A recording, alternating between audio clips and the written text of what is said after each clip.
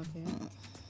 Haukuwa maji wakati tunaongea vile, yani uko tunajuana dadangu. No. Haukuwa kidogo umepiga kiwhisky hivi kibottle. Sasa mimi nilikuwa judge. Nilikuwa hamna bottle pale. Yani pembeni hivi top meza juu. Kwa hiyo ulikuwa uko vizuri kabisa yani. Ni hasira tu za wanaonijua wananijua, mbona wanaonijua wananijua kwamba nakwaga hivyo sometimes na they laugh about it. So haikuwa ile kisiri huyo kijana mwenyewe mimi naongea naye hadi sasa, jana nilikuwa naongea naye, we good. So it was like